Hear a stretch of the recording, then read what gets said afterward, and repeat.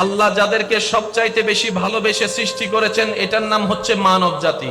আল্লাহ যাকে সৃষ্টি জগতের একদম মাথার তাজ বানিয়েছেন সেটা হচ্ছে মানব জাতি। আল্লাহ যাকে আকল নামক নিয়ামত দান করেছেন সেটা হচ্ছে মানব জাতি। আল্লাহ যাকে জ্ঞানের নূর দান করেছেন এটা হচ্ছে মানব জাতি। আল্লাহ যাকে বাদশাহিত্ব দান করেছেন এটা হচ্ছে মানব জাতি। আল্লাহ যাকে রাজত্ব করার সুযোগ দিয়েছেন এটা হচ্ছে মানব জাতি। আল্লাহ যে সৃষ্টিকে অন্য কিছু বানানোর ক্ষমতা দিয়েছেন মানব জাতি।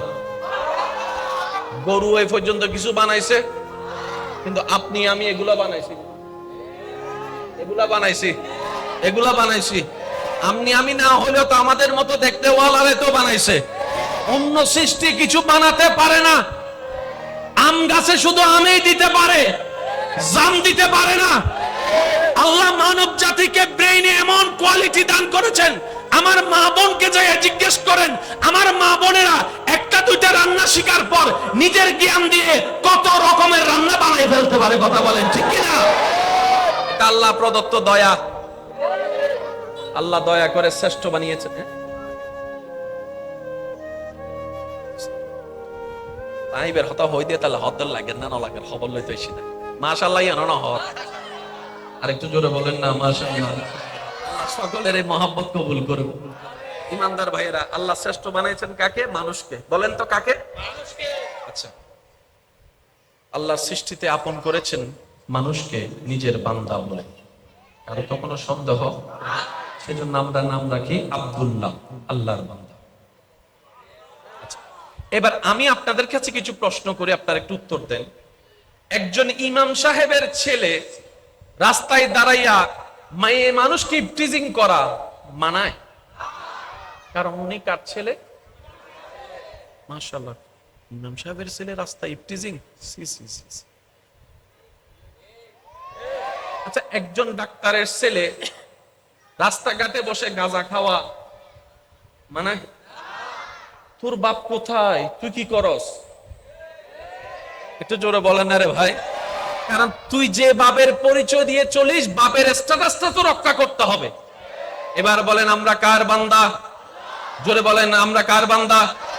এবার আমি আপনাদেরকে প্রশ্ন করব, আপনারা একটু উত্তর দিবেন। আল্লাহর বান্দা যদি হয়, আল্লাহর বান্দা কি মানুষের জায়গা দখল করতে পারে? তাহলে যারা জায়গা দখল করতেছে ওরা কে?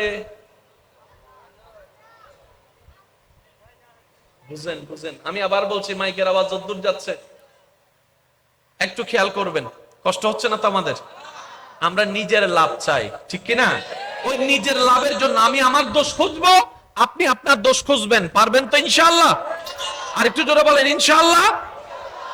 আল্লাহর বান্দা কখনো মানুষের জায়গা দখলকারী হতে পারে? সৃষ্টির শ্রেষ্ঠ কি, গরু না মানুষ? আরো জোরে বলেন। মানুষের চাইতে দামি আর কিছু? আপনার কি মনে হয় মানুষ যে সৃষ্টির শ্রেষ্ঠ, সে মা বাবার সাথে বেয়াদবি করতে পারে? আমাদের ভিতর আছে না নাই? আপনার দৃষ্টিতে মানুষ যে সৃষ্টির শ্রেষ্ঠ, সে মানুষের রাস্তা বন্ধ করে দিতে পারে? মানে বন্ধ করতে পারে? আপনার যেটা মন চায় সেটাই আপনি বলেন। সে যৌতুকের নামে বউ পিটাতে পারে?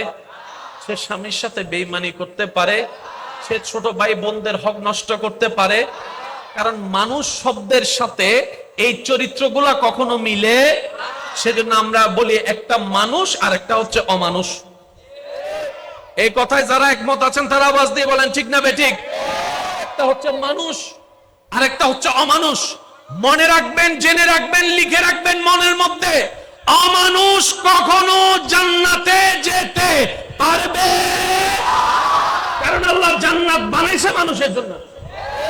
এবার আমি কিছু কথা বলবো, আপনারা বলবেন মানুষ না অমানুষ। আপনারা বলবেন মা বাবার সাথে যে চিল্লাই কথা বলে, আমি বলবো না ভাই, আমাকে মাফ করবেন, আপনারাই বলবেন মানুষ। মা বাবাকে যে চিৎকার করে কথা বলে, মা বাবার সাথে যে বেয়াদবি করে, বড়দের সাথে যে চোখ রাঙ্গায় কথা বলে, ছোটদের জায়গা যে দখল করে ফেলে, ক্ষমতার প্রভাবে যে মানুষের জায়গা দখল করে, এক সপ্তাহের জন্য টাকা নিয়ে এক বছরও না দিয়ে মানুষকে ঘুরাইতে থাকে।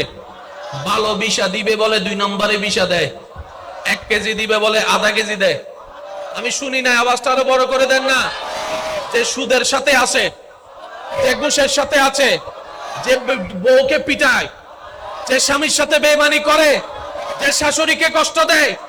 আরো জোরে বলেন, যে মানুষের রাস্তা বন্ধ করে, যে মানুষের পানি বন্ধ করে দেয়, যে মানুষকে অত্যাচার করে, যে মানুষের উপর জুলুম করে, যে মানুষের সাথে বেয়াদবি করে, এই সমস্ত বাটপারি আমাদের ভিতর আছে না নাই? এবার আপনারাই বলেন, আমরা কি মানুষ না অমানুষ? আমি তো অমানুষ, আপনারটা আপনি বলেন না ভাই। মানুষ না অমানুষ? আর অমানুষ কখনো জান্নাতের যাওয়া তো দূরের কথা,